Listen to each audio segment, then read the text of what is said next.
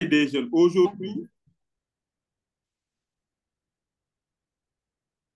Aujourd'hui, nous avons noté une percée, dans la mesure où aujourd'hui, on a plus de 15 députés au niveau de l'Assemblée nationale. Sur les 165 députés, il y a plus de 15 jeunes députés. Nous avons le Haut Conseil des collectivités territoriales, entre guillemets, pour ceux qui nous suivent au niveau de l'étranger, c'est comme l'équivalent d'un Sénat. Nous avons 150 conseillers. Et parmi les 150 conseillers, nous avons 3 jeunes au niveau du Haut Conseil des collectivités territoriales.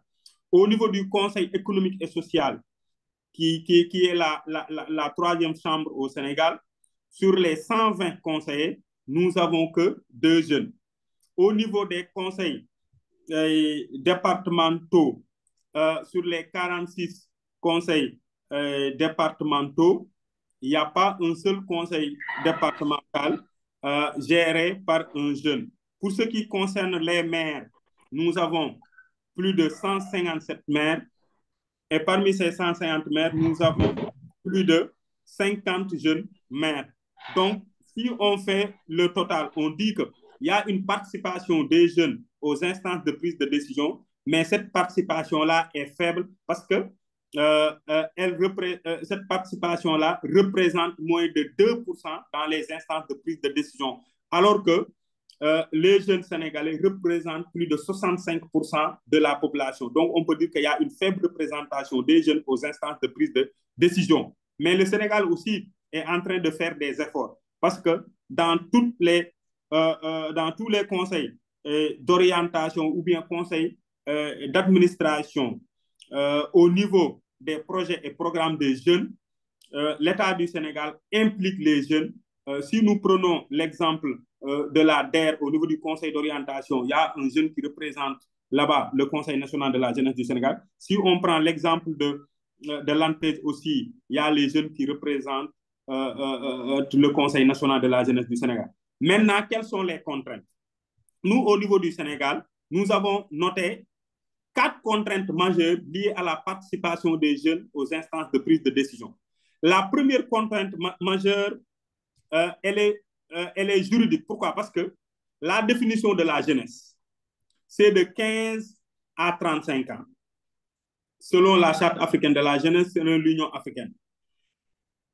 Et au Sénégal, pour être électeur et éligible, c'est à partir de 18 ans. Ça veut dire que tous les jeunes de 15 jusqu'à 17 ans sont exclus du processus électoral.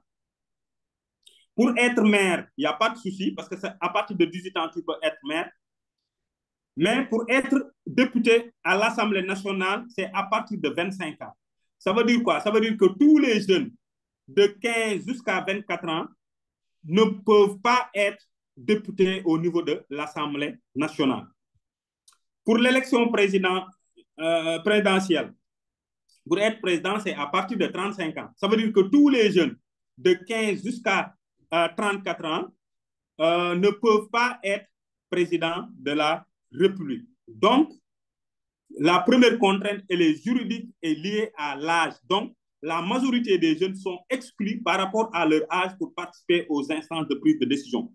La deuxième contrainte, c'est une contrainte sociale.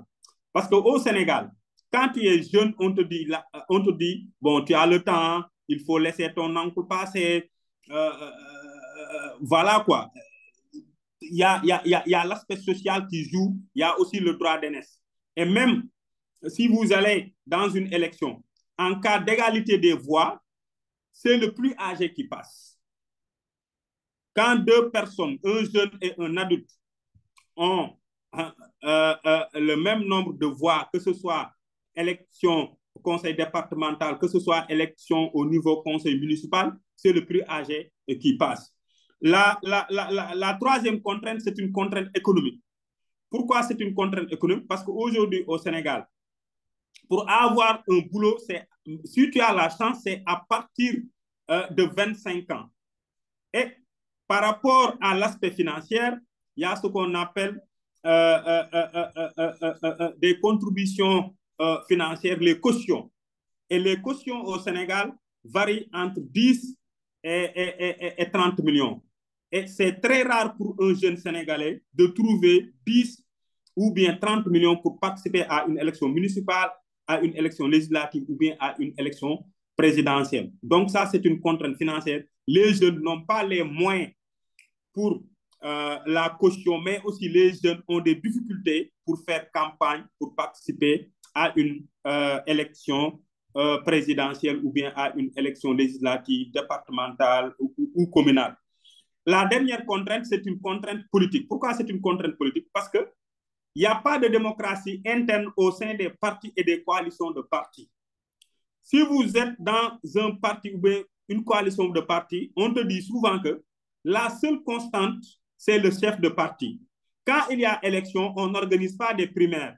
On dit qu'on attend le chef de parti pour qu'il donne son avis par rapport à la liste, par rapport à la candidature. Et en général, quand on parle de coalition, on parle des chefs de file qui sont les responsables des partis politiques. Donc, les jeunes sont exclus. Donc, voilà les 4 contraintes majeures liées à la participation des jeunes aux instances de prise de décision, que ce soit au Sénégal, mais aussi dans la plupart des pays en Afrique. Voilà ce que je voulais dire par rapport à la participation des jeunes aux instances de prise de décision ici au Sénégal. Alice. Merci beaucoup, M. Diop. Je rappelle que vous êtes le président du Conseil national de la jeunesse du Sénégal et vous êtes revenu en tout cas sur la présentation de cette structure qui a été créée depuis 1954. Donc, vous allez fêter vos 60 ans l'année prochaine. Mais également, vous êtes revenu en tout cas sur cet état des lieux en fait de cette présence-là de la jeunesse au niveau des institutions publiques, notamment avec les ministres où nous avons qu'un seul jeune au niveau de l'Assemblée nationale, mais également en tout cas dans ces institutions-là où on remarque en tout cas une faible représentativité des jeunes dans ces instances décisionnelles. Alors, vous êtes également revenu en tout cas sur 4 contraintes qui font que les jeunes ne sont pas assez représentatifs dans les instances de décision et ces contraintes sont d'ordre juridique, social, économique et politique et je pense avoir fait en tout cas le tour. Merci pour en tout cas cet état des lieux de la présence des jeunes dans les institutions publiques ici au Sénégal. Donc, sans plus tarder, je pense que je vais donner la parole à... Mais monsieur Diop, est-ce que je peux vous demander, en fait, au-delà de cet état des lieux, en fait, on est d'accord que les jeunes sont faiblement représentés, mais est-ce que les jeunes également sont engagés? Est-ce que cet engagement-là est là, réel? Est-ce que on va dire qu'ils sont engagés, mais ils ne sont pas portés au niveau des instances décisionnelles? Est-ce que ces jeunes sont engagés réellement, en fait? Au Sénégal et particulièrement en Afrique, que ce soit en Afrique de l'Ouest, en Afrique de l'Est, les jeunes sont engagés sur toutes les questions liées à la politique, mais liées à la participation des jeunes. Si vous allez, que ce soit les partis et les coalitions de partis, ce sont les jeunes qui animent ces instances de prise de décision. Quand il s'agit de manifestations, on voit les jeunes. Quand il s'agit de meetings, on voit les jeunes. Quand il s'agit d'engagement, quand il s'agit de consultation populaire, on voit les jeunes.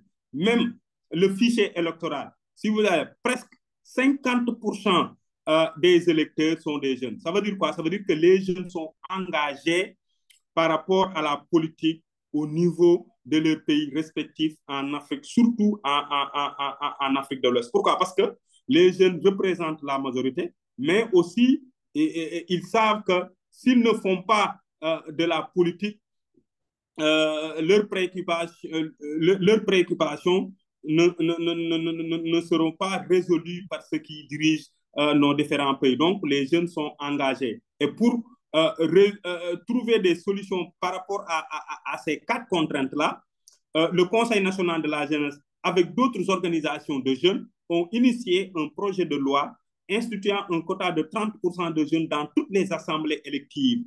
Et ce projet de loi-là, on l'a déposé sur la table du gouvernement. Même aussi ce projet de loi-là, on l'a déposé au niveau du Parlement de l'Union africaine et ils l'ont adopté. Donc, c'est devenu une résolution du Parlement de l'Union africaine pour que les pays appliquent au minimum un quota de 30% de jeunes dans toutes les assemblées électives par rapport à l'engagement citoyen et politique des jeunes africains. Merci beaucoup, M. Diop. Donc, on va dire que les jeunes sont engagés, mais voilà, cette représentation, en tout cas, qu'on voudrait de cette jeunesse-là au niveau des instances décisionnelles, tel n'est pas le cas. Et moi, comme j'ai l'habitude de le dire, c'est-à-dire il faudrait qu'on se départisse de l'idée que les jeunes doivent être des bénéficiaires. Mais pour moi, cette jeunesse-là doit être en tout cas partenaire des programmes de développement qui sont mis en œuvre, mais également, il faudrait que cette jeunesse-là puisse être représentée au niveau des instances décisionnelles parce qu'elle a son mot à dire. Merci beaucoup, M. Diop, pour cet échange-là. C'est vraiment, en tout cas, beaucoup d'informations à retenir, mais également ce projet de loi qui, je pense que le projet va en tout cas essayer également de porter le plaidoyer, notamment pour les 30% en tout cas de représentation des jeunes dans les instances décisionnelles. Merci beaucoup, M. Diop. Alors, je vais passer la parole à Mme Adelzia Almeida, députée au Parlement du Cap-Vert. Madame Almeida, vous nous entendez? Oui, oui, bonjour. Bonjour. Ça va? Alors, oui, ça va très bien. Vous allez bien? Bien, merci. Et vous? Bien, ça va très bien.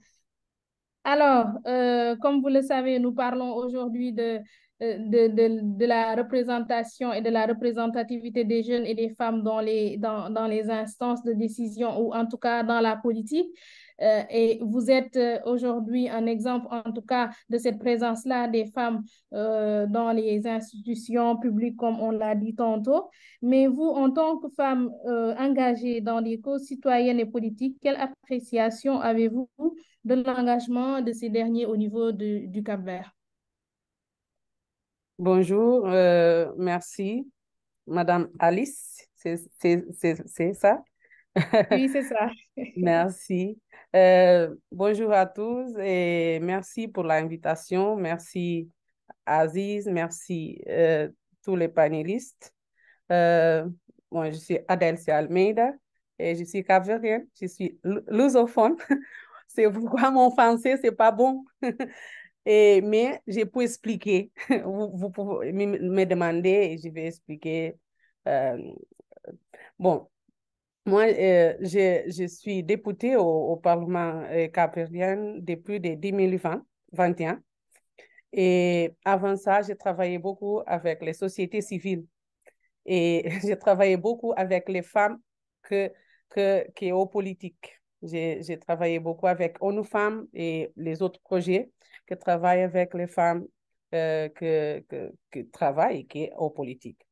Et bon, au Cap-Vert, maintenant, on a une loi de parité. Et cette loi a fait que dans ce moment, on a au Parlement 35% des femmes députées. Et au niveau, on a des parités maintenant. On est proche des parités, mais on a des parités au niveau municipal. Et on a 40% des femmes au niveau de l'Assemblée municipale.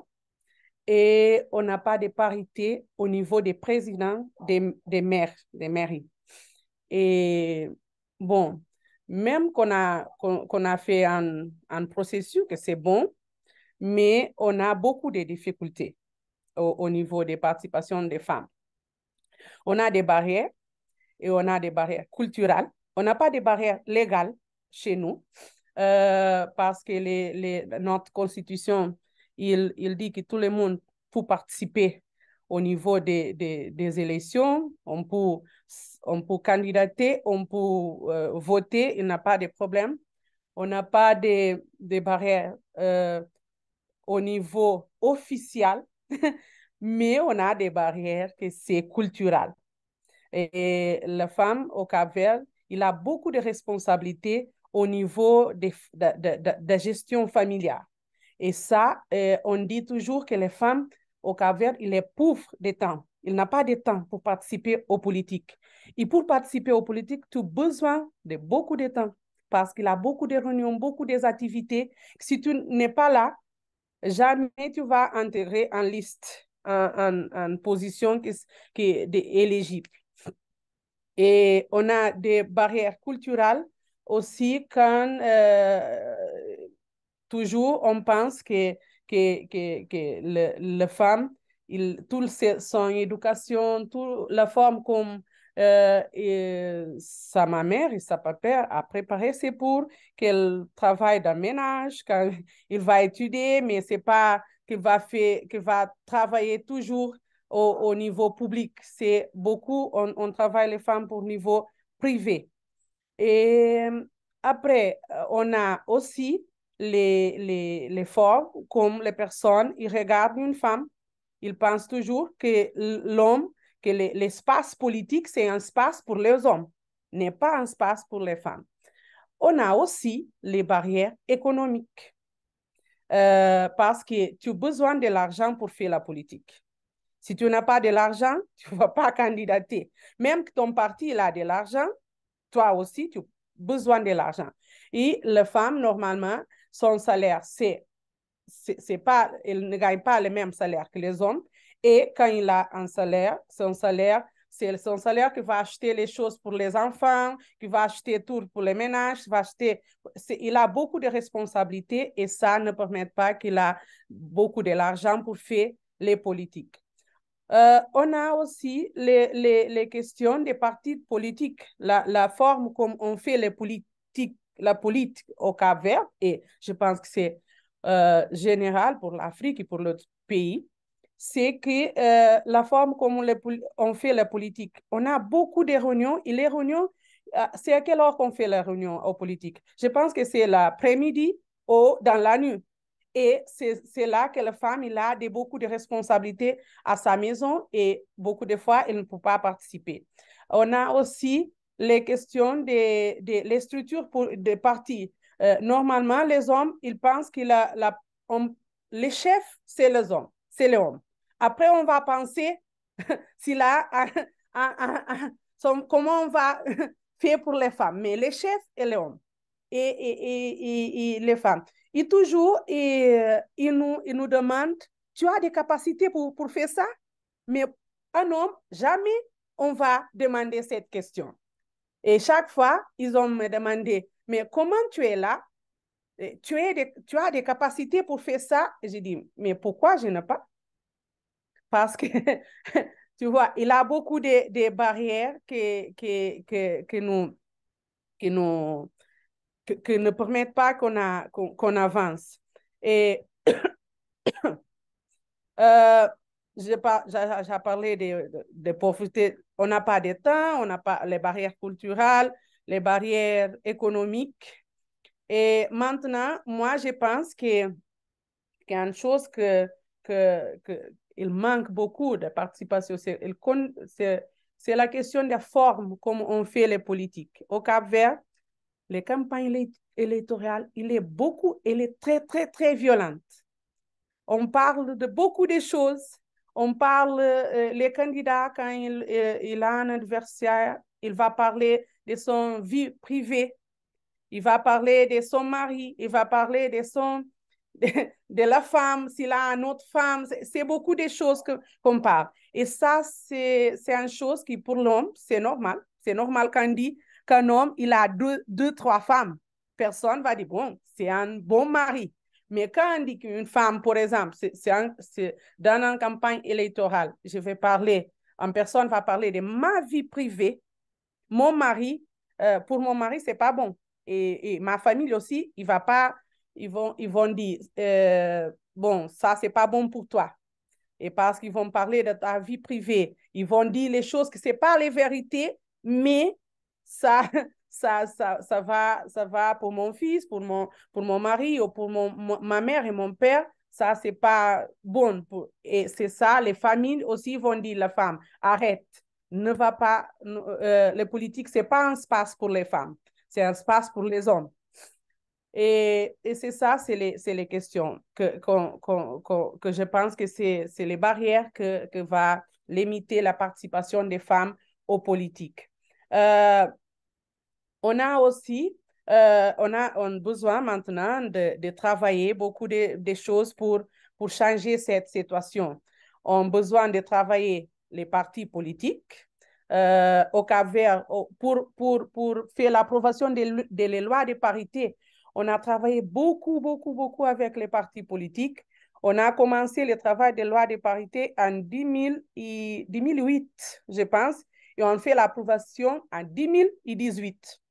Et, et c'est beaucoup de temps. On a travaillé beaucoup avec les partis politiques pour former les personnes là, les leaderships des partis politiques. On formait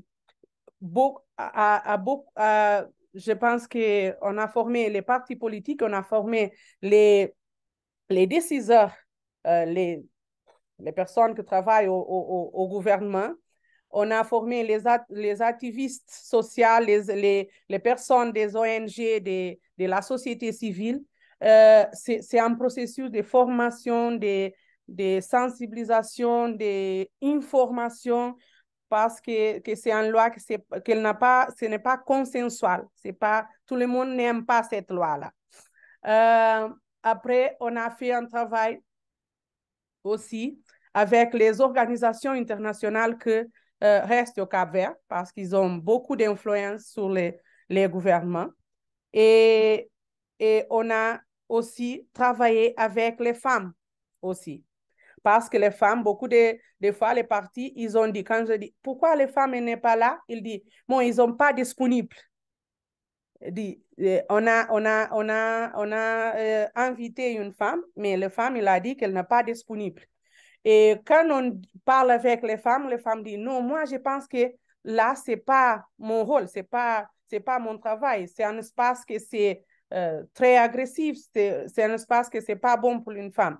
Et on a travaillé, on a formé les femmes pour qu'elles comprennent que là, les politiques, c'est son espace. Que l'espace politique, il a besoin des femmes là.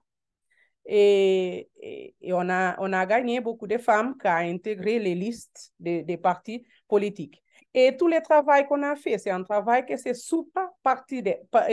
partidaire. On a travaillé avec tous les partis politiques, on a travaillé avec toutes les sensibilités religieuses, on a travaillé avec tout le monde parce que c'est un travail qui a besoin de tout le monde.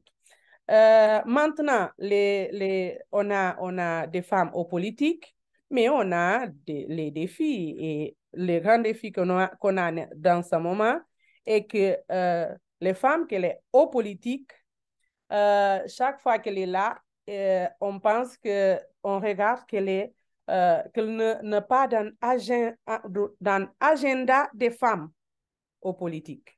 Parce que les femmes, ils ont beaucoup de problèmes que les hommes ne vont pas mettre ce problème dans son agenda. Les hommes, ils pensent beaucoup des entreprises, ils pensent des questions des routes, mais les femmes, ils ont des problèmes spécifiques. C'est l'éducation, les lois, les santé, et ont besoin des femmes là pour parler des questions qui affectent les femmes aussi. Merci beaucoup, Madame Almeida. Je pense que vous êtes un peu revenu, en tout cas, sur le moment où, en tout cas, cette société civile-là a réussi à avoir la loi sur la parité, et vous avez maintenant 35% de femmes qui sont députées. Au niveau des municipalités, 40% de parité. Mais au niveau des mairies, il n'y a pas en tout cas, cette présence-là des femmes. Vous avez également relevé beaucoup de difficultés, notamment les difficultés culturelles, économiques. Sur la base légale, en tout cas, il n'y a pas d'interdiction aujourd'hui pour les femmes de participer à la vie politique, mais au niveau économique, au niveau culturel, ces barrières-là sont là et existent bel et bien. Et vous êtes également revenu aujourd'hui sur la manière dont la politique est faite au niveau au niveau de votre pays, à savoir le Cap-Vert, mais également sur le fait que dès qu'on parle des femmes, on parle de compétences. On s'interroge sur le niveau de compétences de ces femmes-là, alors que quand il s'agit des hommes, ce n'est pas le cas.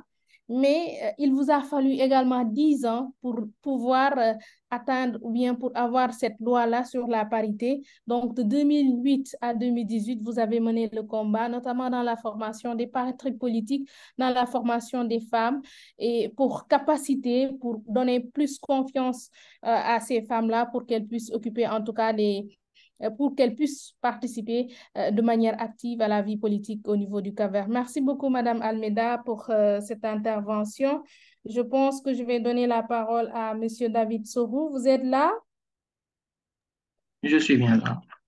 Ah, d'accord. Je rappelle que vous êtes directeur de la veille citoyenne à Nouveau Type de Citoyen au département Participation citoyenne. Bienvenue. Merci à vous. Bonjour à tout le monde. Euh, Déjà, merci pour l'invitation. Je remercie beaucoup Abdou pour l'intérêt qu'il nous porte. Et c'est un plaisir pour moi de partager avec l'ensemble l'expérience que nous avons au Bénin en ce qui concerne la participation des jeunes et des femmes dans les institutions publiques. Mhm. Alors, vous travaillez beaucoup avec les jeunes au niveau de l'organisation de vos types de citoyens. Dans quel domaine la participation de ces derniers est plus remarquée au niveau du Bénin? OK. Déjà, j'ai envie de faire un petit focus sur l'état des lieux également, en ce qui concerne la participation des jeunes et des femmes au Bénin, avant de m'accentuer spécifiquement sur ce qui concerne les espaces prioritaires sur lesquels ces jeunes et ces femmes-là s'intéressent le plus à interagir avec le pouvoir public. J'ai beaucoup apprécié l'intervention des deux premiers intervenants parce que si on fait le parallèle avec le Bénin, on va se rendre compte que déjà, il y a des normes qui existent et qui sont respectées un peu partout dans nos États. On a la marge de 15 à 35 ans qui est fixée par les institutions comme étant la marge pour considérer quelqu'un comme étant jeune. On a l'aspect sexuel qui est considéré pour fixer le genre féminin en ce qui concerne les femmes. Mais ce que l'on remarque justement, c'est que quand on va faire le parallèle avec les institutions publiques de décision, on n'a pas de femmes, on n'a pas de jeunes. Si on prend par exemple le pouvoir exécutif au Bénin, sans même s'intéresser d'abord à tout ce qui serait ministre et tout ce qui serait oui, système de gouvernance, on va se rendre compte que les deux qui sont à la tête, qui sont supposés être le duo, le président et le vice-président ou la vice-présidente, c'est pas des jeunes, d'accord? Mais on a au moins la chance au Bénin de dire qu'on a un homme et une femme. Donc, il y a un quota de 50% qui est respecté. Alors, quand on va s'intéresser maintenant de façon lacto à son gouvernement, on va se rendre compte aussi que dans le gouvernement, à part le ministre de la Jeunesse, justement, et du sport, qui, en prenant les rênes du portefeuille ministériel, était relativement jeune, il y avait aussi notre ministre chargé de l'économie numérique qui était aussi relativement jeune. Mais depuis, le temps est passé, ils sont restés et ils ne sont plus jeunes si on reste simplement calqué sur le simple fait que jeunesse égale à quitter 15 ans ou 35 ans. Donc, vous voyez, le problème est là, le problème reste entier et on n'arrive toujours pas encore à trouver la meilleure formule pour pouvoir inclure suffisamment d'un point de vue systémique les hommes jeunes, les femmes jeunes dans les arènes de décision politique. Si on s'intéresse à notre Parlement, le Bénin a fait quand même un effort sérieux, on va le dire comme ça, parce que quand on va prendre notre législation, elle a été révisée en ce qui concerne la matière électorale. Et en faisant cette révision, on a inclus désormais une obligation de positionner des postes exclusivement réservés aux femmes. Donc désormais, on a ouvert le nombre de députés au Bénin qui est passé de 83 à 109. Et désormais, sur les 109, on a obligatoirement 24 postes qui sont réservés exclusivement aux femmes. Et en même temps qu'il y a 24 postes réservés exclusivement aux femmes, les autres postes sont aussi ouverts à compétition pour d'autres femmes qui voudraient aussi compétir. Donc, chaque parti politique, en voulant positionner ses candidats, s'assure d'écrire dans la liste poste réservé aux femmes, telle madame ou bien telle dame. Et si, entre-temps, dans la circonscription électorale, on suppose par exemple que c'est 3 qui sont les postes qui ne sont pas dédiés exclusivement aux femmes et que les femmes veulent compétir, la bataille est ouverte, on fait les compétitions à l'interne comme on veut avec les attractions politiques. Et si une femme se positionne, c'est tant mieux.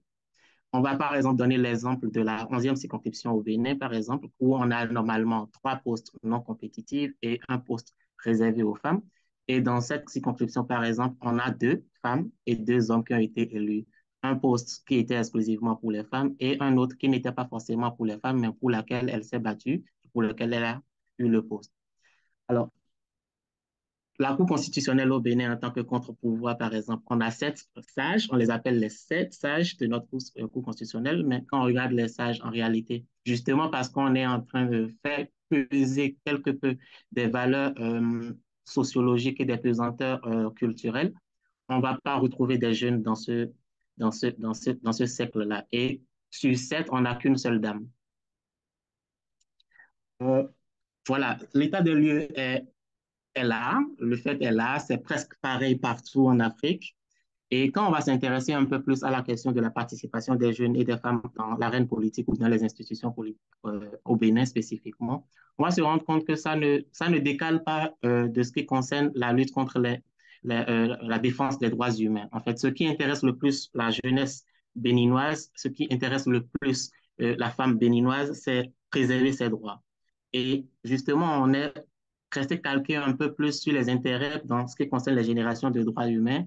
Et quand on va prendre par exemple la première génération, ou bien ce qui est dit comme étant la première génération des droits humains, qui sont les droits civils politiques, beaucoup de jeunes s'investissent aujourd'hui dans l'arène politique parce qu'ils sont beaucoup plus concernés par ce qui concerne les défis de participation, les défis d'autonomisation, tout ce qui peut concerner le combat de développement et de paix pour cette cible-là. Et donc, beaucoup de jeunes sont en train aujourd'hui de mettre en œuvre des programmes, des idées pour que leur voix soit entendue, qu'ils soient le mieux représentatifs dans les institutions et que l'on puisse plus ou moins leur laisser l'espace d'exprimer leur potentiel et de changer les choses de façon sensible à leurs conditions sociales. Et bien entendu, quand on fait aussi le regard sur la deuxième génération qui concerne forcément les droits économiques, sociaux, culturels, on va voir beaucoup plus la femme qui va rentrer en ligne et qui va commencer par le mieux s'affirmer. On va voir beaucoup plus la gente féminine qui va commencer par questionner les questions d'égalité, qui va commencer par questionner le droit à l'éducation, le droit d'accès à une santé pour tous. Donc, on va beaucoup plus voir ces femmes-là commencer par questionner l'espace public, chercher à se positionner dans l'espace public justement à cause de la préservation de ces droits-là qu'ils semblent ou bien qu'elles pensent être le plus idéal pour elles. Et quand on fait le point, au final, on va se rendre compte que l'action de la jeunesse ou bien l'action des jeunes dans l'arène politique, que ce soit au Bénin ou bien même dans la sous-région, est orientée beaucoup plus par ce que l'on leur permet de faire. Et c'est pourquoi j'ai beaucoup apprécié l'intervention de M. Diop quand il parlait de limitation juridique. Moi, je vais beaucoup plus dire que c'est systémique. Parce que quand on va voir de façon concrète, du point de vue juridique, bien sûr, la majorité, c'est 18 ans. Donc, on ne peut pas, par exemple, aller lever ce verrou. La majorité étant 18 ans, on ne peut pas demander à quelqu'un qui est mineur d'aller participer à l'espace public. Ce n'est pas une question de jeunesse, c'est d'abord une question d'éligibilité ou bien d'aptitude à participer. Et pour verrouiller, on va voir beaucoup plus des gens qui vont tout le temps vous chanter. Vous venez à peine de rentrer dans la majorité, 18, 19, 20, 21 ans. On va tout le temps vous le chanter. Vous venez à peine de rentrer, vous venez à peine de rentrer. Et quand vous allez peut-être passer cet âge-là et que vous allez avoir une certaine maturité ou une certaine expérience politique ou bien d'engagement politique, ce qui va se passer, c'est que les vieux ne veulent pas quitter. Et parce qu'ils ne veulent pas quitter, il y aura une fracture entre les générations. Donc, du point de vue politique, dans les partis politiques, on va sentir une friction entre la vieille génération qui ne veut pas quitter et la nouvelle génération qui a beaucoup d'idées, qui a beaucoup de choses à vendre, mais qui n'a pas l'espace pour pouvoir l'exprimer. Et justement, on va avoir un système plus ou moins, je ne vais pas dire patriarcal parce que ça, c'est beaucoup plus spécifique pour la femme d'une façon systémique, mais on va beaucoup parler de d'un système qui se veut patriarche. On veut voir des gens qui regardent un peu la jeunesse comme la chose à babysitter, la chose à préserver, à garder en attente, jusqu'à ce que l'on puisse lui donner le temps de s'éclore. Mais le temps de s'éclore, justement, c'est quand on a fini de ne plus être jeune. Et quand tu n'es plus jeune et que tu dois maintenant plus ou moins avoir l'espace pour t'exprimer, tu retrouves maintenant encore en face de toi d'autres personnes qui sont maintenant jeunes à leur tour et qui veulent aussi occuper l'espace public. Donc, le problème reste entier. L'engagement des jeunes est très faible, justement, mais cette faiblesse ne doit pas être vue du point de vue de ils ne veulent pas. Cette faiblesse doit être vue beaucoup plus par rapport à ce qui est possible d'être fait, qui leur est permis d'être fait. Et comme je l'ai proposé ou déjà je l'ai imaginé, je pense que l'une des choses que nous pourrions suggérer de façon pratique, euh, ou du moins ce que je suggère de façon pratique, c'est d'orienter deux options pour corriger le tir en ce qui concerne la participation des jeunes et des femmes dans les instances ou dans les institutions publiques en Afrique, et spécifiquement au Bénin. Déjà, l'action des jeunes, quand on va les analyser du point de vue public ou bien politique, c'est désorganisé. On a beaucoup de jeunes qui sont aujourd'hui en train de crier, on les voit beaucoup plus en train de faire du tapage, on les voit beaucoup plus en train de s'indigner, mais ils ne sont pas organisés. On ne voit pas de structure, on ne voit pas d'action organisée sur le long terme, on ne voit pas de la programmatique en fait. Donc, la suggestion, ce serait déjà que nous, en tant que jeunes, que l'on commence déjà par oublier l'aspect revendication, enfin, pas l'oublier en termes d'abandonner, non, on commence déjà par intensifier nos actions sur le long terme. On pourrait déjà commencer par organiser ces jeunes, organiser ces femmes-là, de sorte que l'on mette en place des plans. Plutôt que d'avoir des combats court-termistes ou des combats qui sont pour aujourd'hui exclusivement, on pourrait continuer déjà avec ça et en même temps mettre en place des programmes comme NTC le fait, qui pourraient changer sur le long terme. Et j'utilise l'espace justement pour dire, par exemple, qu'avec NTC, on a mis en place un système dans lequel tout citoyen doit arrêter d'être spectateur de la chose publique, mais devenir coproducteur du développement. Et pour le faire, on se base sur 5 piliers. Premier pilier, connaître les lois et les textes de la République. Il est impossible pour la jeunesse, il est impossible pour la femme d'interagir dans le système public ou du moins d'interagir avec la chose publique si au préalable, on ne connaît pas les textes ou les lois qui régissent cet espace. Rien dans le milieu politique, rien dans le milieu public ne peut se faire en dehors des textes et des lois. Donc, ce qui est primordial pour la jeunesse, ce qui serait primordial pour nos jeunes, c'est déjà de nous assurer de connaître ces textes-là ou de connaître le cadre légal qui régit notre République. Ou du moins le pilier numéro 2, ce serait de connaître les programmes de développement de nos États. On a par exemple connu au Bénin cette période dans laquelle les chefs de l'État et son gouvernement ont institué de casser tout ce qui était occupation de l'espace public au Bénin. On voulait libérer l'espace public, on voulait voir tout ce qui occupait le domaine de l'État et on voulait voir clair en fait. En faisant ça, la population s'est indignée, notamment la classe des femmes se sont indignées parce que justement les micro-entreprises, les micro-business qui étaient mis en place au bord des routes, qui essayaient de garder le panier de la ménagère plus ou moins garni, ont été cassés. Mais si à un moment donné, on s'était juste posé la question de qu'est-ce qu'il avait prévu de faire, même déjà avant de prendre le pouvoir, le chef de l'État, en tant que candidat en 2016, déjà a écrit dans son programme d'action, je vais casser et assainir. Donc, il suffisait simplement que nous prenions connaissance au préalable de ces plans et de ces programmations et on peut anticiper. On peut ne plus être victime ou nous victimiser, s'il faut le dire, mais nous adapter ou du moins trouver des solutions palliatives. On peut aussi proposer maintenant en point 3 à la jeunesse et à la femme, que ce soit béninoise ou africaine, d'interagir par collaboration. Nous, on parle de collaborer avec les instances ou à collaborer avec les pouvoirs publics pour régler les problèmes de nos communautés. Vous savez, le public voit beaucoup plus de façon macro.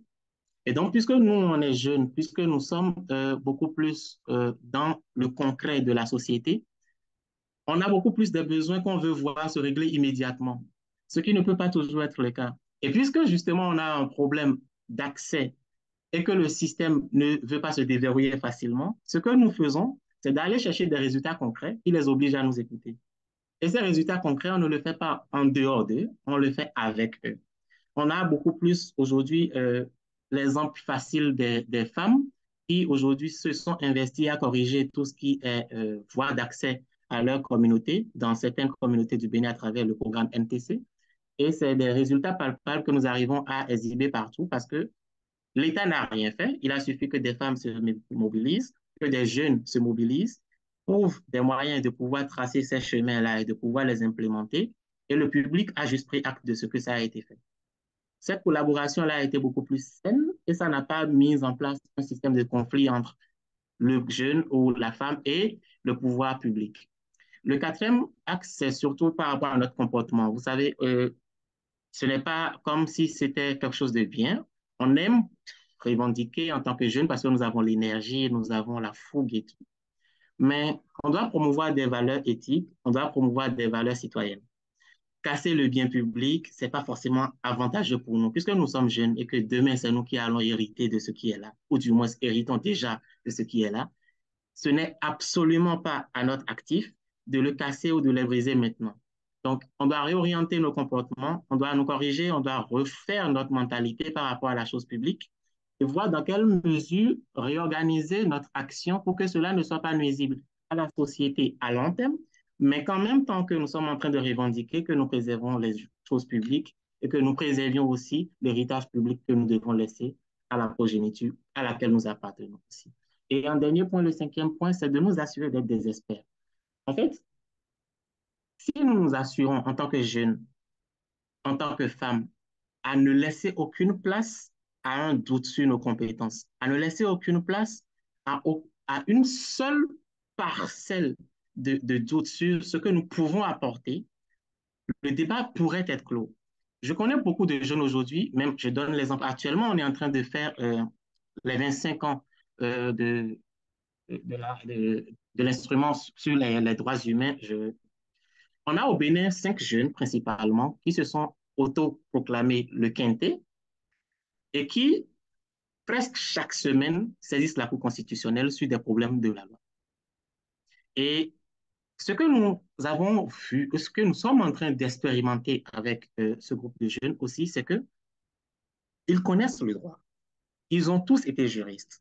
Et ils ont tellement élevé le niveau de droit et de connaissance du droit que même les patriarches en greffe, les professeurs d'université, les personnes qui se croient plus ou moins détenteurs du savoir scientifique, viennent les consulter.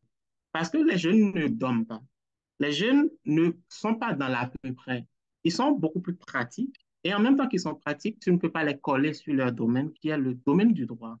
On a des femmes qui sont entrepreneurs, qui apportent de la plus-value à l'économie béninoise, qui apportent de la plus-value à l'entrepreneuriat des femmes. Et je connais même qui, aujourd'hui, mobilisent des milliards sans forcément aller vers le public. Donc, cela est une force que l'on peut exploiter, que l'on peut faire valoir en tant que variable sur lequel chaque jeune, chaque femme pourrait jouer pour que sa voix compte. Dès l'instant où le public, ou du moins les vieux politiques, se rendent compte que, un, tout ce qu'ils vous voient faire dans l'espace public, c'est ce qu'ils ont eux-mêmes demandé de faire, et deux, que vous n'apportez aucune réflexion contributive à la chose publique ou dans les espaces de décision dans lesquels ils essayent de vous inclure, souffrez que ces jeunes ou bien ces vieux-là ne veuillent pas vous considérer et qu'ils ne veuillent pas vous laisser la place parce qu'ils ne sont pas rassurés, soi-disant, par rapport à ce que vous êtes censé apporter dans l'avenir. Donc, nous accentuer de façon à être des experts, nous accentuer à collaborer avec l'espace public de façon participative, oui, c'est vraiment des pistes possibles que nous pourrions exploiter pour pouvoir améliorer la participation et améliorer aussi la qualité de la démocratie participative, moins inclusive dans nos États. Voilà ce que je puis dire. Merci bien. Merci beaucoup, M. David. Et Merci pour cette intervention. Abdelaziz, je t'avais dit une heure ne nous aurait pas suffi, en tout cas, de parler en fait de la participation et de la participation des jeunes et des femmes.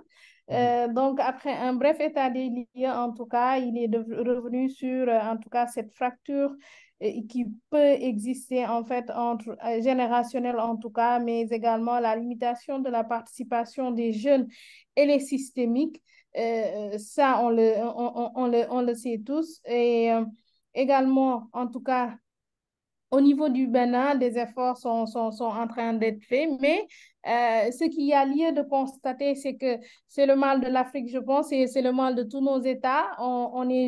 C'est-à-dire ceux qui sont au niveau des instances décisionnelles se considèrent toujours comme étant des jeunes et malheureusement, en tout cas sur les normes, sur le cadre normatif, si on respecte de 15 à 35 ans, je pense que c'est très clair qu'ils ne sont plus jeunes, donc il faudrait également, en tout cas, je retiens également les 5, en tout cas, principes dont vous avez parlé tout à l'heure, c'est-à-dire de connaître les lois et les textes de la République, de connaître les programmes, de collaborer avec les pouvoirs publics, promouvoir les valeurs citoyennes, mais également nous assurer d'être des experts dans le domaine dans lequel nous évoluons. Asie, je pense que là, on a en tout cas quelques pistes, en tout cas, qu'on pourrait explorer par rapport à cette participation des jeunes et des femmes dans l'espace public. Alors, je pense que Madame Georgette est là. Georgette Ariel. Oui, je suis là. OK. Allô? Bonjour et bienvenue. Merci. Merci, Madame Alors, je rappelle que vous êtes chercheuse associée à l'actrice. l'Institut camerounais de relations Allô? internationales. Oui, Oui, je vous écoute, c'est bon. d'accord, OK. Vous nous entendez bien?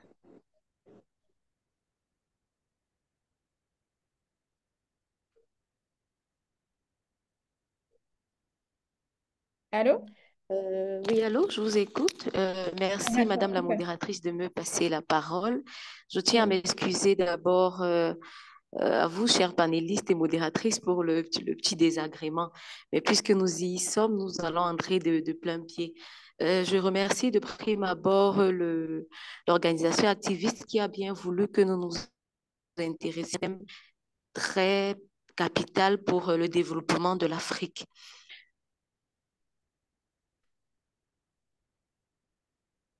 Alors, merci beaucoup. Je rappelle que vous êtes chercheuse à l'Institut camerounais de relations internationales. Alors, en tant que spécialiste, en tout cas, des questions de résolution de conflits et de consolidation de la paix, quelle appréciation du rôle des jeunes et des femmes dans ce cadre en Afrique centrale et en Afrique de manière générale? Merci, Madame la modératrice. D'entrée de jeu, je dirais que vous allez m'excuser, hein, je vais plus pencher pour l'implication des femmes.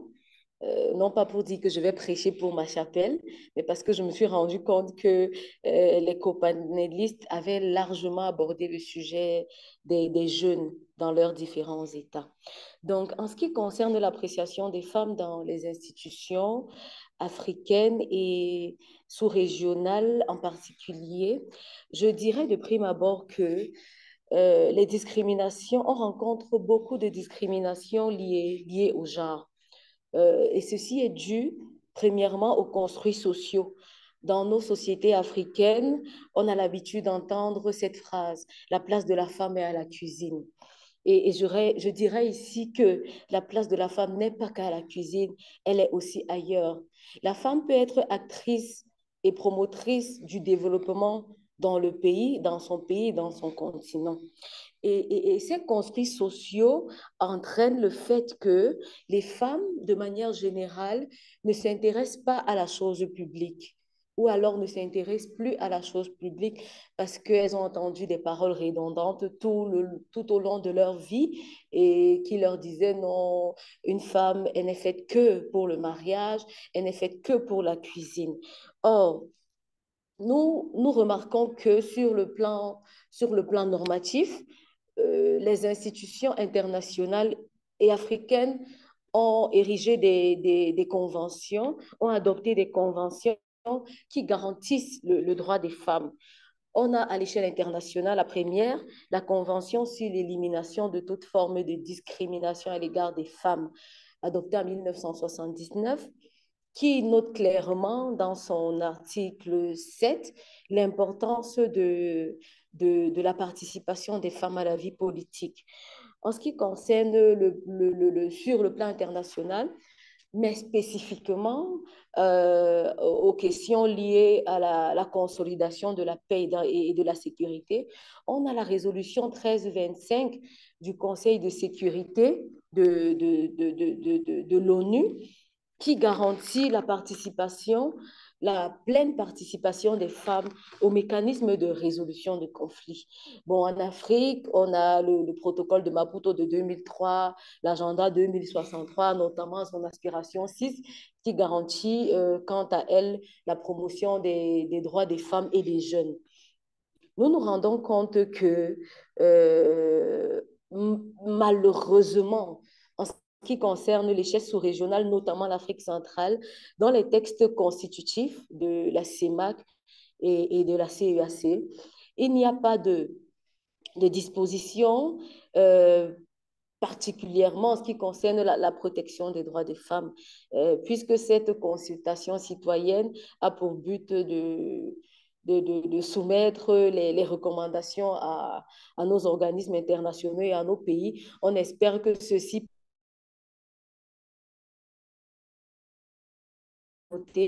pour que ces femmes, après avec l'aperçu général, comme ça, le cadre normatif.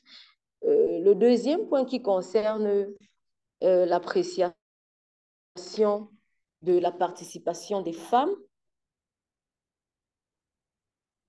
en ce qui concerne l'appréciation de la participation,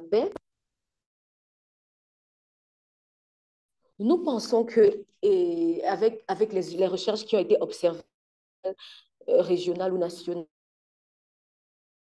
des principales victimes des conflits, mais elles ne sont pas suffisamment représentées dans l'architecture de paix et de sécurité, notamment de l'Union africaine. Les sièges réservés aux femmes dans les fonctions parlementaires dans les zones en conflit ou post-conflit ne représentaient que 4% en 2015. Et là, je vais faire une petite anecdote lors d'un entretien que j'ai eu avec un fonctionnaire de l'Union africaine. Il a clairement exprimé que le Conseil de paix et de sécurité, qui est le pilier qui est l'organe qui s'occupe principalement. Il a mentionné que cet organe est un organe masculin.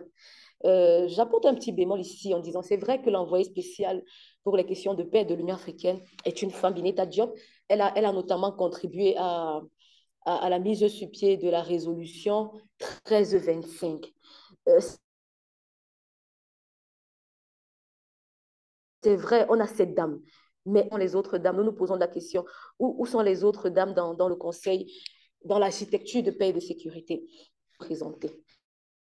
Maintenant, en ce qui concerne la participation des femmes dans les institutions publiques, il est à noter que des améliorations ont été observées, notamment dans des pays comme le Djibouti ou l'Éthiopie, où, par exemple, en Éthiopie, on est passé en 2018, on est passé de 26% à 40% de représentativité féminine. En 2020, donc à l'intervalle de 2 années, on a eu quand même une nette amélioration de la participation des femmes. Au Djibouti, en l'an 2000, il n'y avait aucune femme au Parlement. Mais en 2018, on a quand même noté une participation de 22% de femmes dans le Parlement djiboutien. Maintenant, nous allons recommandations et nous avons la ferme conviction que le groupe activiste et ses partenaires les porteront à l'attention de nos décideurs.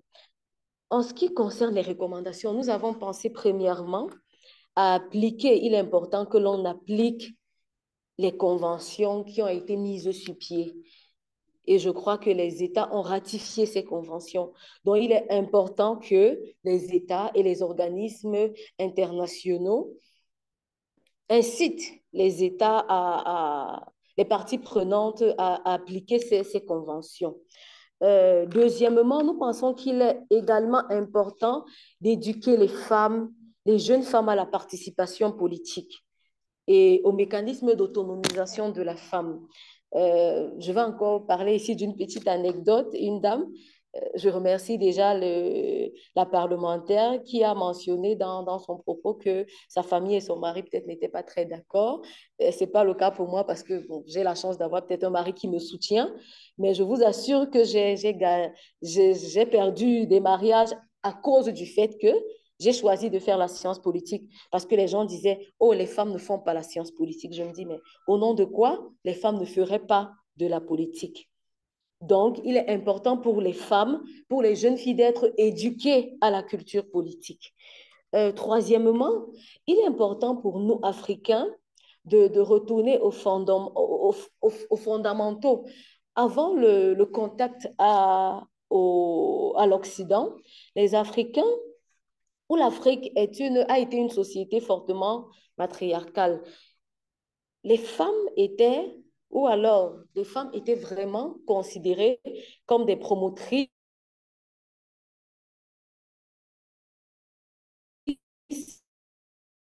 de la paix. Nous avons pendant une quarantaine d'années aux colonisateurs portugais. Cette dernière était une guerrière et elle a en son temps participé à la libération de son pays. Donc, il est important pour nous, Africains, de retourner à nos fondamentaux parce que c'est clair que dans nos sociétés traditionnelles, si on fait une étude anthropologique, on se rend compte qu'il y a des femmes qui sont membres des sociétés secrètes, il y a des femmes qui sont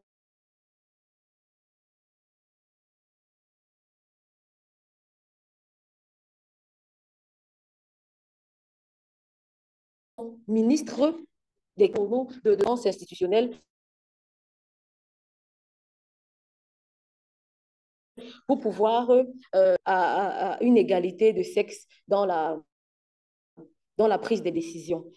La dernière proposition que j'aimerais, la mise sur pied d'une pratique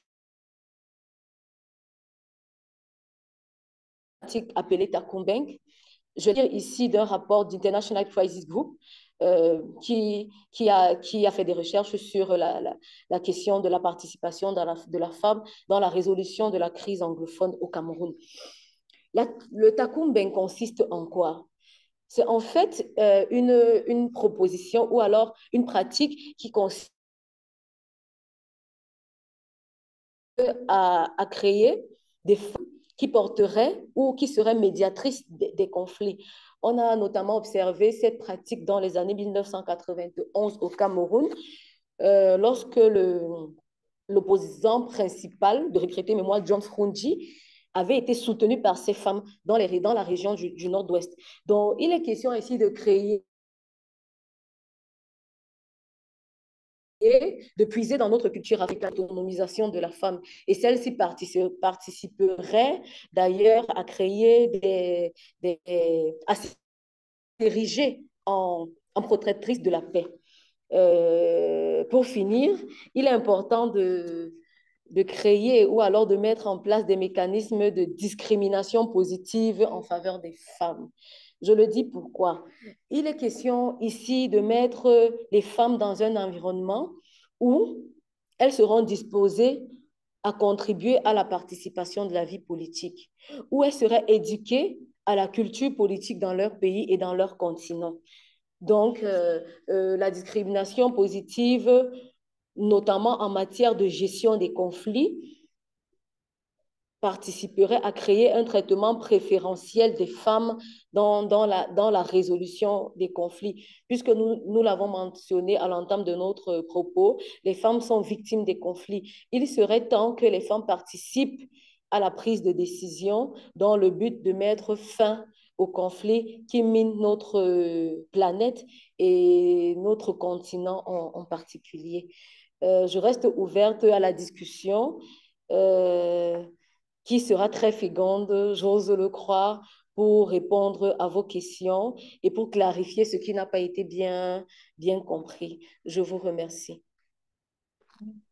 Merci beaucoup, Dr. Georgette. Nous vous remercions pour cette brillante intervention. En tout cas, vous avez vraiment de prime abord parlé de la discrimination que subissent les femmes et ce qui fait que, en tout cas, ces discriminations font que les femmes ne s'intéressent pas à la chose politique, mais également vous êtes revenu sur le cadre normatif de nos États, les conventions qui ont été signées, notamment la CEDEF, la résolution 1325 pour la pleine participation des femmes dans le processus de recherche de la paix, mais également vous êtes revenu sur le fait qu'en Afrique centrale, en tout cas, il n'y a pas de disposition ou en tout cas de dispositions qui favoriseraient ou bien en tout cas qui participeraient à la promotion des droits des femmes. Alors, mais vous avez fini en tout cas avec des recommandations qui nous pensons que, en tout cas, Africtiviste va les prendre en compte dans le cadre de ce projet-là, notamment appliquer des conventions signées et ratifiées, éduquer les femmes à la participation politique, mais également il faudrait qu'on retourne aux fondamentaux, en tout cas, telles sont en tout cas quelques recommandations que vous avez formulées, notamment il faudrait également qu'on ait ces discriminations positives-là en matière de gestion des conflits. Je ne sais pas si j'ai bien, en tout cas, saisi le sens un peu de votre présentation parce que par moment, c'était un peu coupé de mon côté. Et je pense que nous avons également, en tout cas, des questions qui sont au niveau du chat. Je donne juste la parole à Monsieur Balazigui. Vous êtes là?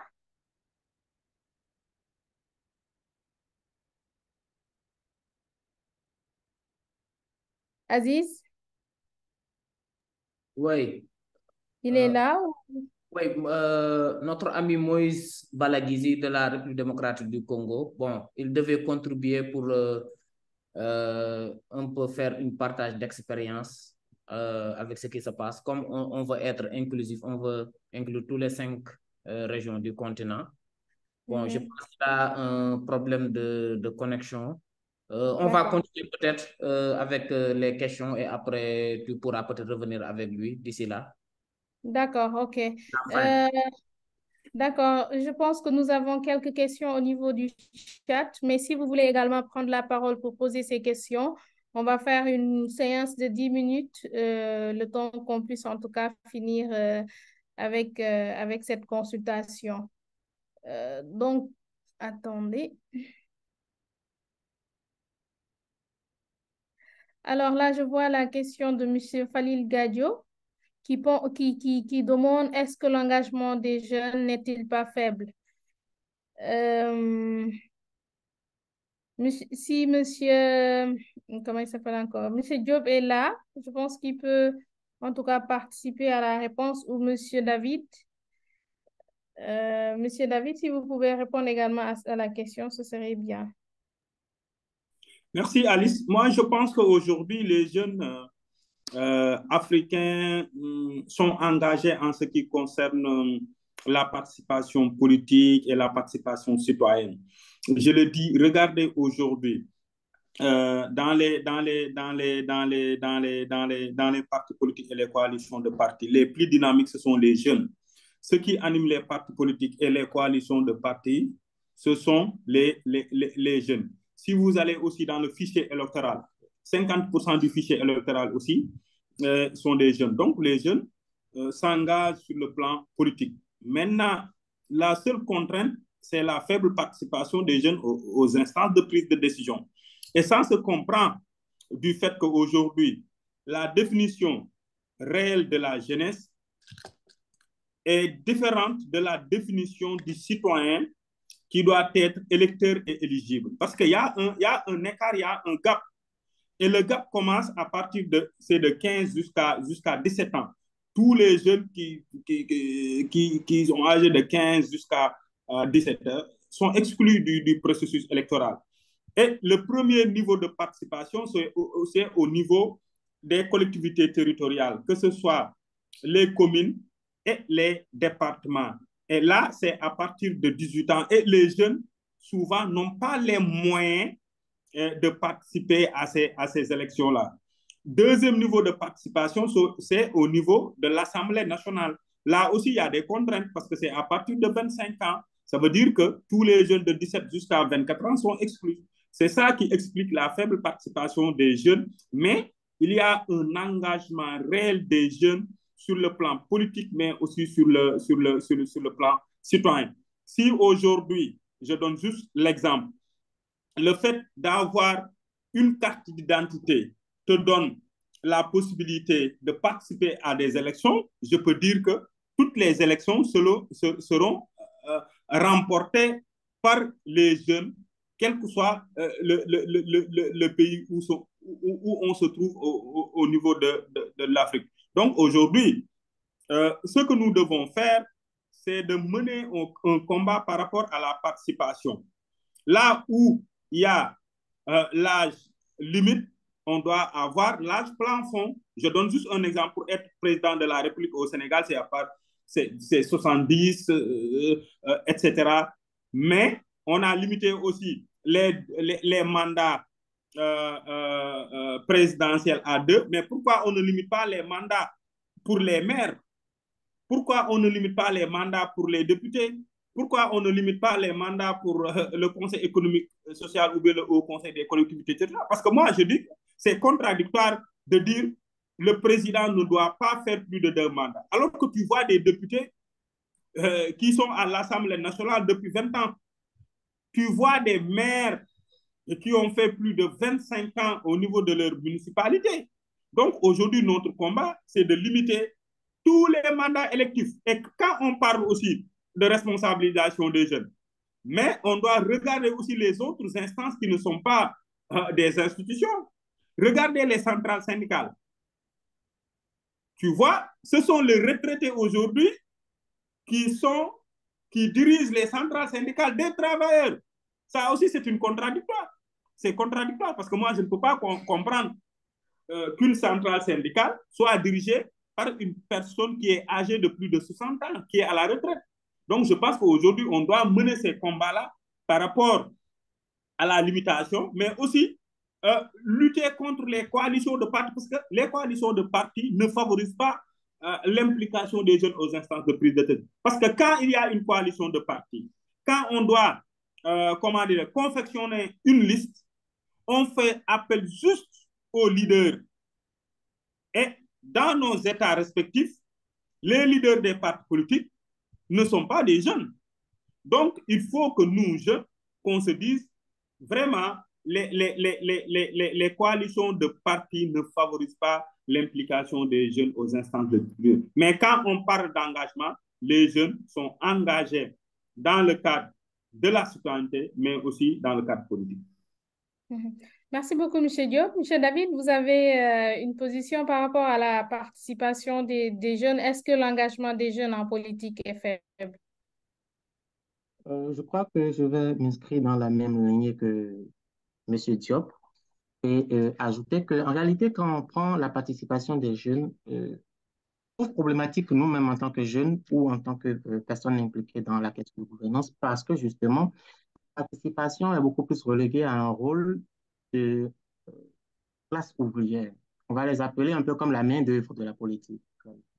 On utilise la jeunesse un peu aujourd'hui comme ces personnes qu'on retrouve seulement quand on a besoin de faire de l'action politique, de propagande, et que dès l'instant qu'il faut prendre des décisions et avoir du pouvoir significatif dans le changement programmatique ou bien dans le changement social, on ne voit plus les jeunes. On ne laisse plus de l'espace à ces jeunes. Et j'ai beaucoup plus été intéressé par les 2 ou 3 points qu'il a qu'il a soulevé par rapport à la suppression des mandats ouverts qui sont consacrés pour certains postes politiques. Vous voyez, le Bénin, on n'est pas forcément le meilleur exemple du continent, mais je crois que le débat que j'étais en train de faire au départ, dans la première intervention, a commencé par prendre chez nous. Quand on a fait l'action programmatique sur le long terme, on s'est rendu compte que le plaidoyer a fonctionné. Aujourd'hui, on a révisé les tests au Bénin parce qu'on a fait le plaidoyer. On a mis la pression. Et donc, sur le long terme, quand on a capitalisé et qu'on a évalué, on s'est rendu compte effectivement que, on ne peut pas être en train de demander à un président de la République de faire 2 mandats exclusivement et que dans le même temps, le député peut être député ad vitam tant qu'il est renouvelé. On ne peut pas demander à un président de la République de faire 2 mandats pendant que dans le même temps, un maire peut revenir comme il veut et il y en a même qui sont dépositaires du pouvoir décentralisé chez eux. Et on a révisé de sorte qu'aujourd'hui, depuis 2019, où la révision a commencé sur le système partisan prioritairement et aujourd'hui en 2023, tu es député au Bénin, tu ne peux pas faire plus de 3 mandats. Le mandat est limité à 5 ans alors que c'était 4 ans ouverts. Maintenant, c'est 5 ans et tu ne peux plus dépasser 3 mandats. Tu es maire, tu as 5 ans aussi et tu ne peux plus dépasser 3 mandats. Donc déjà, ça ferme toute possibilité pour quelqu'un qui est là de vouloir s'éterniser, que tu veuilles ou pas, que tu fasses ta politique d'impact ou d'influence, comment tu veux, je ne sais pas. Mais après 15 ans d'influence, tu dois disparaître. Donc, on suppose par exemple que quelqu'un qui a 18 ans, qui vient d'avoir sa majorité, qui s'est intéressé à la politique très jeune et qui a 18 ans, qui a envie de se positionner, qui a envie de pouvoir, qui a vraiment envie de changer les choses, n'a pas eu cette chance pendant 15 ans, à un moment donné, tu vas lui laisser la place. Donc, ça a commencé à ce niveau. Les coalitions de partis, effectivement, c'est un danger.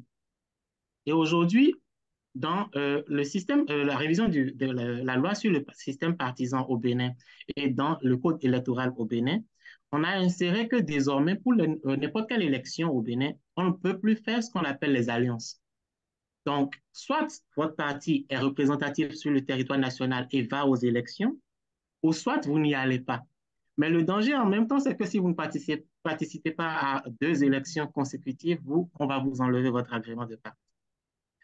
Donc, on a régi aujourd'hui la chose publique de sorte que, on veut laisser le maximum de chances de participation à tout le monde, déjà sans distinction d'âge et de sexe, mais en le faisant en même temps, ça profite beaucoup plus à la jeunesse qui va désormais avoir de l'espace de participation, qui va avoir un système qui favorise son insertion, qui favorise sa participation à partir du moment où, même quand ils n'ont pas voulu pendant 15 ans, pendant un temps légal qui leur est possible, ils sont obligés de partir à un moment donné. Et on a aussi cette chance aujourd'hui de voir dans nos États, en tout cas dans la sous-région ouest africaine, qui commencent plus ou moins par faire confiance aux groupes organisés. Et c'est pour ça que je disais qu'il faut mettre l'accent sur les actions programmatiques. Et surtout, si je peux en même temps le positionner, c'est que l'autre recommandation que je peux en même temps faire, c'est de renforcer la participation en ligne des jeunes et des femmes. Vous savez, aujourd'hui, on a Internet qui est un outil formidable que l'on peut exploiter et qui peut aussi influencer de façon très significative la décision que peuvent prendre les hommes politiques ou bien les décideurs politiques. Et je félicite d'ailleurs même ce qui se fait actuellement avec Afrique TV et son programme. Et si vous avez, par exemple, puisque je dois forcément me baser sur l'expérience béninoise, on a eu à un moment donné au Bénin Taspa Memo. C'est devenu presque comme un sport national maintenant dans les États où dès l'instant où on entend élection, on coupe Internet. Dès l'instant où il y a une petite tumulte au plan national, on coupe Internet. Et c'est devenu carrément comme un jeu dans lequel tous ils ont trouvé un plaisir. Et c'est malheureux, je ne dirais pas que nous sommes celui qui l'avions institué, mais c'est parce qu'à un moment, ici, on a fait un gros tapage et on l'a refusé catégoriquement. Je suis même très convaincu, je ne parle pas en l'air, mais je suis très convaincu que l'État béninois ne fera plus l'erreur de couper Internet quand il y aura des instances d'élection au Bénin ou bien quand il y aura des enjeux de gouvernance au Bénin. Parce que TASPA Memo a pris une envergure impossible dès l'instant où on pouvait radicalement voir des personnes qui n'avaient aucune influence politique à la base, s'investir dans l'espace public juste à cause d'Internet.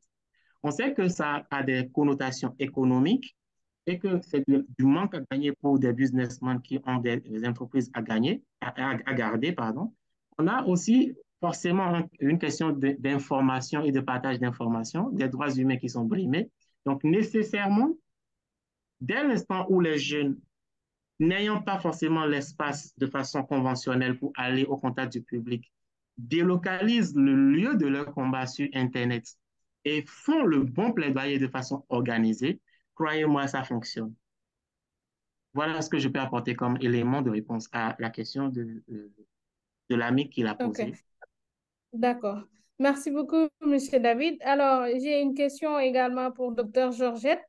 Avec le retour en force des putschs, le terrorisme, les jeunes et les femmes en tant que couche vulnérable subissent de plein fouet les conséquences de ces formes de violence.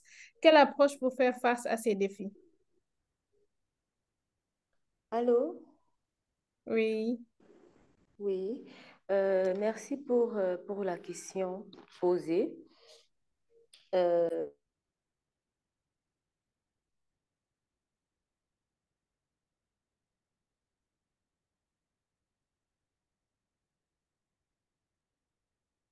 Docteur Georgette,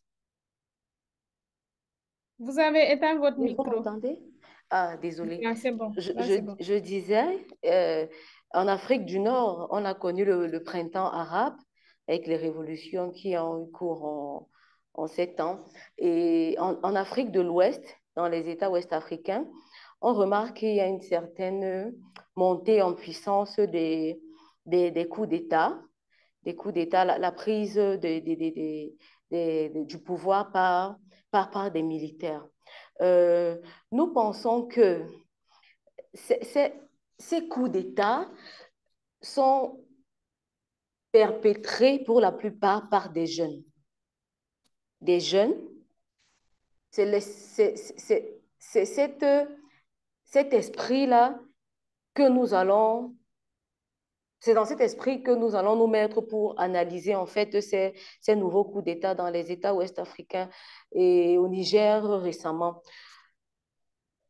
Je pense pour ma part que ces coups d'État sont en fait l'expression d'un ras-le-bol de la population, un ras-le-bol de la jeunesse. Parce que je dirais, les coups d'État sont normalement, sur le plan juridique, non constitutionnels. Ils ne sont pas, c'est pas des actes légaux, mais nous constatons que pour la plupart, ils sont des actes légitimes. Légitimes pourquoi? Parce qu'on a le soutien de la population. On a le soutien de la population. On a des putschistes, pour parler comme les Occidentaux, sont malheureusement soutenus par la jeunesse. Et pourquoi? Parce que la jeunesse ne se sent plus bien dans sa peau. Les jeunes n'ont plus d'emploi. Les jeunes n'ont pas le droit de s'exprimer. Parce que lorsqu'ils s'expriment, ils sont pour la plupart réprimés. Il y a la répression. La répression, elle est effective dans nos États. Donc, pour ma part, ces coups d'État appellent la jeunesse. Je crois l'intervenant précédent a parlé de l'héritage, de l'héritage de la jeunesse, parce que lorsque il y a généralement des crises dans des conflits, il y a des casses, il y a des saccages, il y a destruction des biens, et la jeunesse la jeunesse ne bénéficie pas normalement de ces saccages-là. Donc, je vais le rejoindre en ceci. Je pense que pour les jeunes, il est question de protester dans le calme et de manière organisée. Je ne prendrai pas position ici en disant si ces coups d'État sont, je vais parler simple, sont bien ou pas. Je dirais juste que j'observe à mon niveau qu'ils sont pour la plupart légitimes parce qu'ils sont soutenus par la population. Et ceci devrait interpeller les dirigeants âgés ou les gouvernements autocrates en Afrique, les gouvernements autocrates qui sont encore au pouvoir, sur l'éventualité d'un soulèvement soutenu par la jeunesse. Donc, il serait bon pour nos institutions d'impliquer les jeunes. Si je parle de mon pays, par exemple, mon pays, le Cameroun, vous vous rendez compte, le plus jeune ministre qui a accédé aux fonctions, au gouvernement de notre Premier ministre actuel, Dion Ngouté, a été le ministre de la Santé, Monsieur Maouda Malachi, qui en son temps, lorsqu'il accédait au pouvoir, aux fonctions ministérielles, avait 45 ans. Vous voyez qu'à 45 ans, on n'est plus dans la marge de 35 ans. Mais on le considère, ou alors il est le ministre le plus jeune. Ceci nous amène même à redéfinir les critères de la jeunesse. À l'Assemblée nationale, dans mon pays, le Cameroun, le plus jeune actuel parlementaire est le président du PCRN, l'opposant Cabral Libi. Aujourd'hui, il a 43 ans. Vous voyez que ce sont des cas comme ça isolés de jeunes qui ont pu émerger, quoique le critère de jeunesse peut être discuté à ce niveau-là. Donc, je dirais qu'il est temps vraiment pour nos dirigeants, s'ils aiment leur pays et s'ils aiment leur continent, de passer la main aux jeunes pour qu'ils puissent montrer de quoi il est capable. Mais il est important que ceci se fasse dans la cohésion pour que nous jeunes ne puissions pas hériter d'un pays en feu ou alors d'un pays complètement dénudé de ses ressources. Je vous remercie. Merci beaucoup, Dr. Georgette. Alors, une dernière question à... Oui? Si tu me permets, vraiment, j'ai envie de rebondir sur l'intervention de Dr. Georgette, notamment par rapport à la question des violences et de l'approche qu'il faut prôner quant à tout ce désordre. Parce que pour moi, elle a préféré une posture diplomatique qui ne prend pas position, mais on va être sincère. La solution aujourd'hui, c'est une démocratie participative et inclusive. Il n'y a pas une autre solution. Mais le dommage, c'est de tomber dans le piège de penser que ceux qui font les changements anticonstitutionnels de gouvernement aujourd'hui sont jeunes.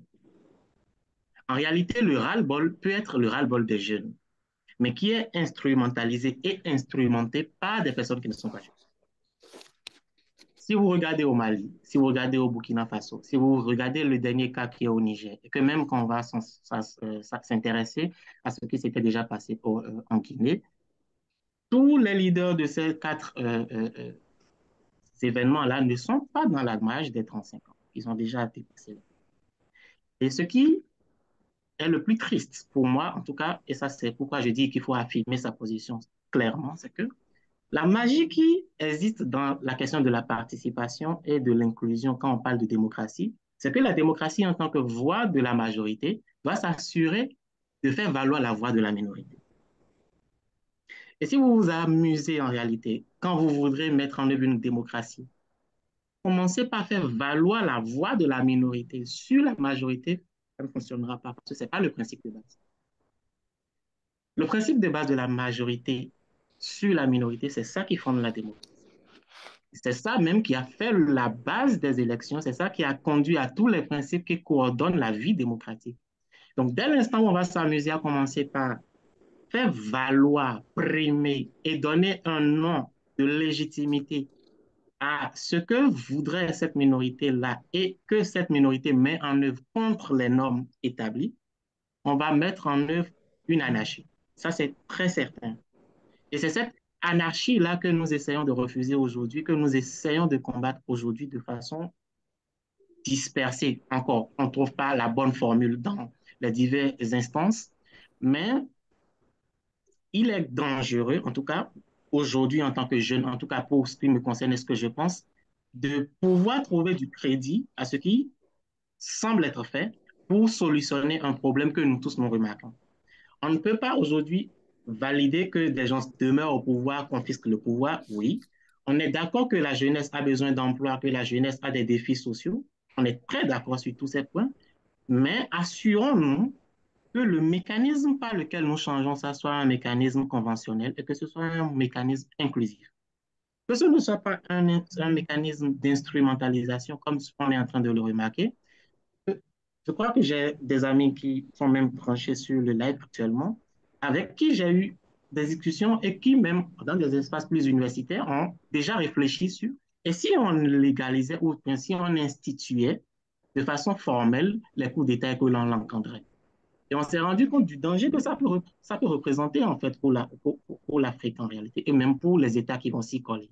Donc, oui, des approches aujourd'hui ne peuvent pas aller loin que dans la participation et l'inclusion telle que nous le promouvons déjà, dans des plaidoyers qui vont demander des actions coordonnées auprès des institutions pour qu'ils puissent revoir et changer leur mentalité ou les paradigmes de gestion qui sont actuellement là, mais jamais et à grand jamais pour ce qui me concerne, des tentatives ou bien même des agissements qui sont hors normes, qui sont hors cadre légal. Merci. Merci beaucoup, Monsieur David. Alors, une dernière question à l'honorable député de... Vous permettez? Oui. Excusez-moi, ça va pas être un débat entre le co-panaliste et moi. J'aimerais Oui. qu'on convienne. C'est clair, il peut avoir un souci sur le critère de définition même de l'âge de la jeunesse. Mais pour parler précisément, pour ce que le commun des mortels voit, du cas du capitaine Traoré, lorsqu'il a perpétré ce coup d'État de manière inconstitutionnelle, il avait 34 ans. Donc, il est né en 88. Donc, je suppose que 88, en 2023, il a 35 ans. Donc, je pense pour ma part qu'il est encore dans la marge de la jeunesse. Et pour parler du leadership qu'il impulse, même à l'échelle continentale, lors du dernier sommet Afrique-Russie, qui s'est tenu à Saint-Pétersbourg, on se rend compte que le discours du capitaine Traoré a quand même été un discours très suivi. Vous n'avez qu'à regarder sur les plateformes, les médias sociaux, que ce soit Facebook, YouTube, on a carrément applaudi. La jeunesse a applaudi le capitaine Traoré.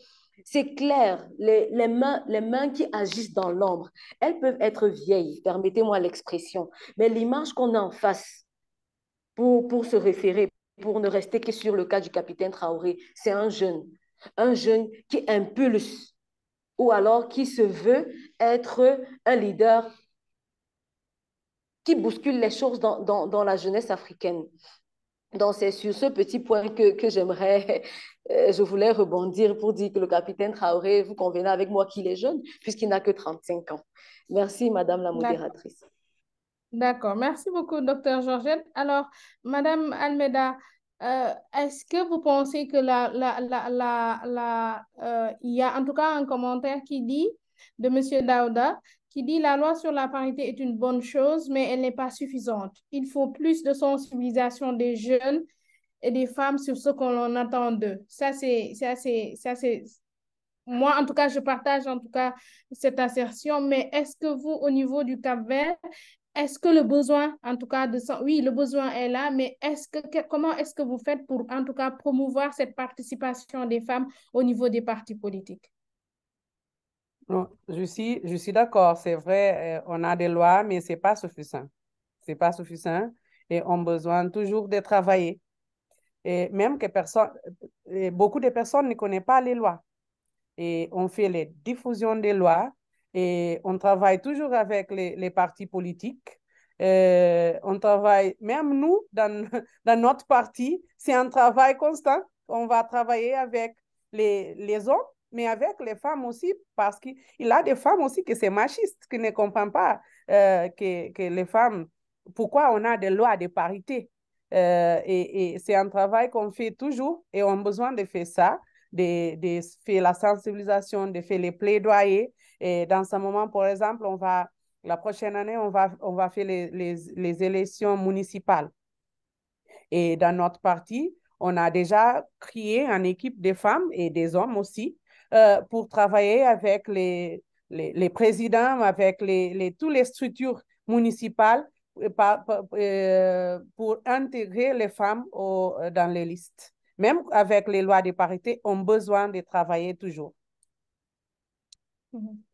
D'accord. Merci beaucoup, Madame Almeida. Il y a en tout cas une intervention de Willy qui dit en tout cas Je pense que la jeunesse doit aussi se soutenir. Ici à Gaumont, à RDC, nous avions proposé aux jeunes qui voulaient postuler à la députation nationale de s'asseoir et de choisir seuls 4 que tous, en tout cas que tout le monde va soutenir pour que la ville soit représentée à l'Assemblée nationale à 100% par la jeunesse.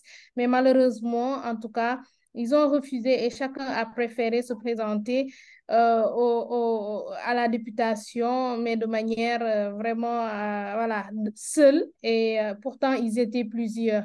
Mais il y a également, en tout cas, d'autres questions, notamment de Abdou Faye. Je pense que après, vous allez contacter M. Diop parce que le temps qui nous était imparti, là, on est à presque 2 heures, en tout cas, de discussion. Et à l'entame de mon propos, je pense l'avoir dit à Abdou qu'une heure de temps ne suffisait pas, en tout cas, pour parler de toutes ces questions-là qui concernent la jeunesse, qui concernent la participation politique des femmes, qui pour moi sont sont vraiment importants.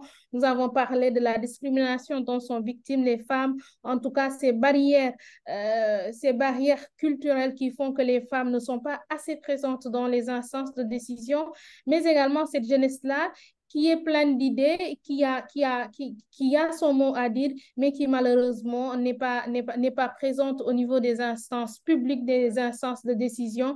Et pour moi, comme je l'ai dit également à l'entame de mon propos, pour moi, les jeunes et les femmes doivent être des partenaires au développement, doivent participer aux politiques de développement et non pas seulement d'être des bénéficiaires.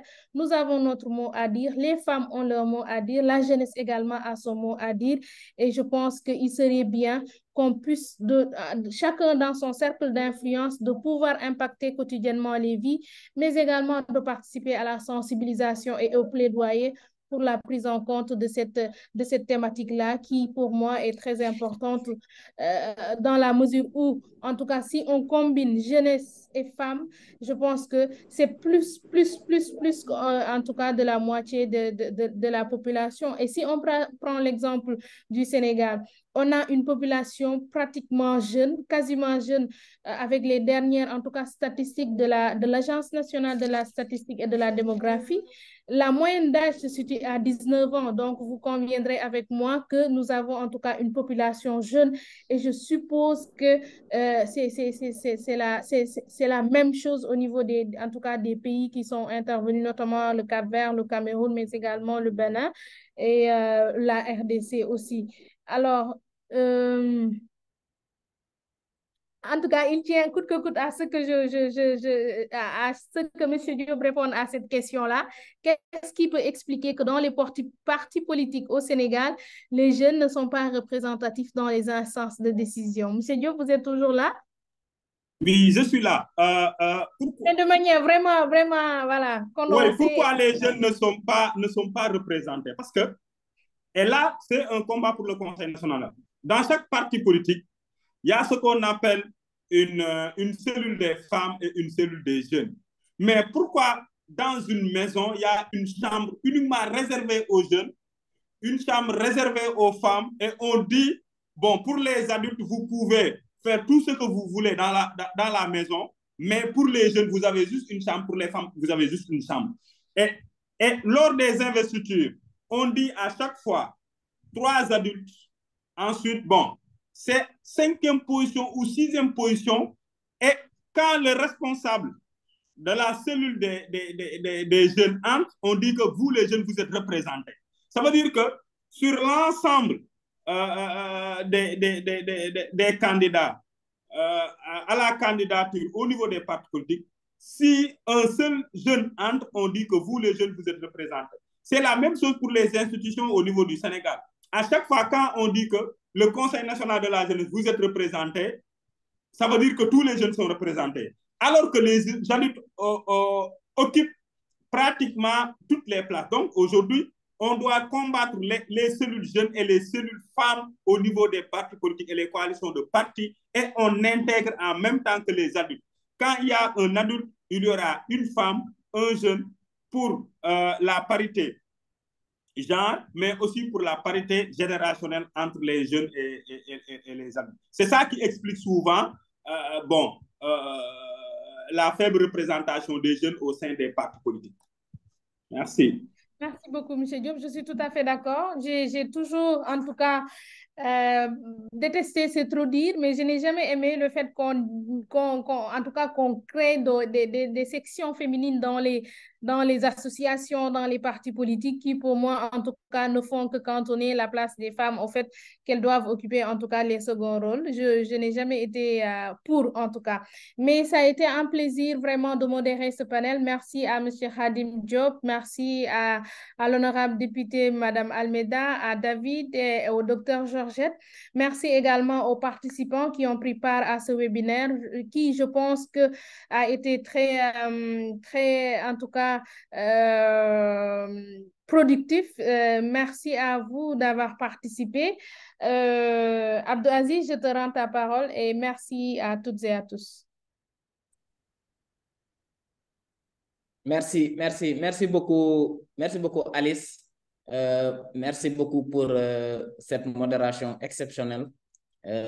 Bon, au début, on avait dû 1 heure de temps, maintenant on a fait presque 2 heures, juste pour montrer la crucialité de la question et aussi l'importance de cette thématique sur nos vies à nous tous. Parce que nous sommes les leaders d'aujourd'hui même avant de parler de demain, parce que nous devons prendre la relève. Donc, cette question qui a été discutée ici est une question cruciale pour le continent de manière générale. Merci beaucoup, Alice. Franchement, c'était top, comme disent les Anglais. Et merci beaucoup à nos panélistes, M. David Sow. On était ensemble à Gorée en mai de l'année dernière, de cette année-ci, avec le Charter Project Africa. Il est bénéficiaire d'ailleurs du fonds Civic Tech Fund de Charter Project Africa. Merci beaucoup aussi à l'honorable Adelcia Almeida. Elle aussi, on était ensemble à Gorée. À M. Khadim Diop, franchement, vos éclaircissements, vos recommandations ont été très bien notées et seront très bien prises en compte par l'organisation Africtiviste. Et merci beaucoup à la docteure Georgette Ariel. Elle, on s'était rencontrés à Arusha. Elle avait fait une intervention très pertinente, d'ailleurs sur cette à peu près sur cette même thématique. Et c'était exceptionnel. Merci beaucoup aussi à nos participants qui ont tenu jusqu'à la fin. On avait dit 1 heure de temps. Bon, on a débordé très largement et vous êtes restés jusqu'à la fin pour montrer que cette question vous tient à cœur et que vous voulez participer activement à la vie de la communauté. Merci beaucoup. Je ne vais pas plus parler. Je vous remercie encore une fois et je pense qu'on se reverra bientôt parce qu'on aura d'autres activités à organiser par rapport à cette consultation, des Twitter Space. Bon, maintenant on dit X Space parce que c'est devenu X maintenant. Bon, il y aura aussi d'autres webinaires, etc. avec d'autres intervenants sur d'autres questions aussi. Et vous serez avertis à temps, vous serez informés à temps si ces webinaires seront en ligne. Merci beaucoup, merci à tous, merci Alice, merci au revoir. Merci, au revoir et à bientôt. À la prochaine. Merci, au revoir. Merci beaucoup. Merci, au revoir. Au revoir.